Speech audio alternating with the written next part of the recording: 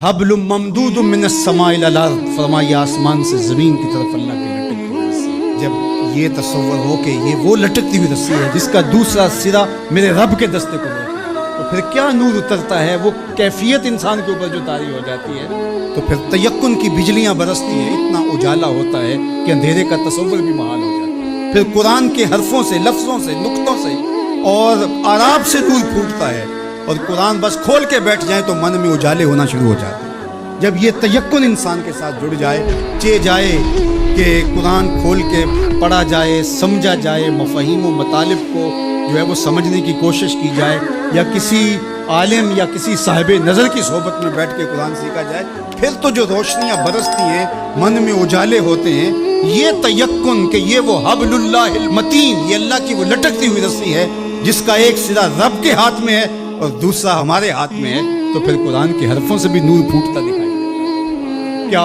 روشنیاں من میں اترتی اور کیا اجالے من میں پھوٹتے ہیں۔ تو فرمایا وَمَنِ ابْتَغَى الْهُدَى فِي غَيْرِهِ أَضَلَّهُ اللَّهُ وَهُوَ حَبْلُ اللَّهِ الْمَتِينُ، وہ اللہ کی لٹکتی ہوئی رسی ہے، وَهُوَ الذِّكْرُ الْحَكِيمُ، اللہ اکبر، یہ حکمت والا ذکر ہے، اس سے ضیائیں بھی پھوٹتی ہیں، روشنیاں بھی پھوٹتی ہیں، اور حکمت کے اجالے بھی نکلتے ہیں۔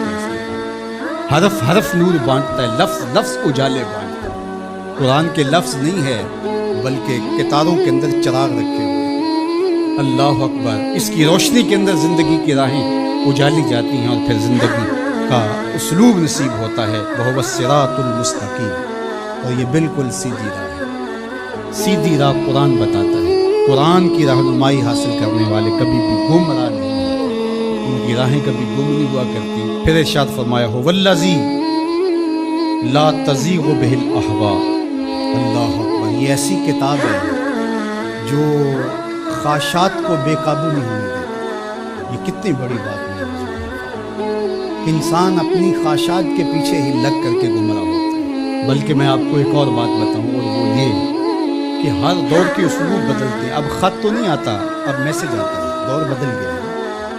اب اونٹوں کے اوپر تلواروں سے لڑائی تو نہیں، اب تو بٹن دبانا ہے اور میزائل فائر، تو مختلف ادوار کے اسلوب بدل گئے۔ جس طرح چیزیں بدلی ہیں، خط کی جگہ میسج آ گیا، اور جو ہے تیر و تفنگ کی جگہ یہ میزائل سسٹم آ گیا، اسی طرح اب بت لوہے کے، پتھر کے اور لکڑی کے، یہ پیتل کانسی کے بت نہیں رہے، اب خواہشات کے بت ہیں، اب اناؤں کے بت بن گئے، آرزوؤں کے بت۔ اللہ نے فرمایا کہ وہ شخص جس نے اپنی خواہشات کو اپنا معبود بنایا، اب یہ امت لکڑی، کانسی اور مٹی کے بت تو نہیں پوجے گی، یہ خواہشات کے بت ہیں، انا کے بت ہیں، جو امت کو پارا پارا کر دیں گے، جو امت کو تقسیم کر دیں گے۔ میں بڑا ہوں، ہم چما دیگرے نیست، یہ بت ہیں، یہ پرستش ہے۔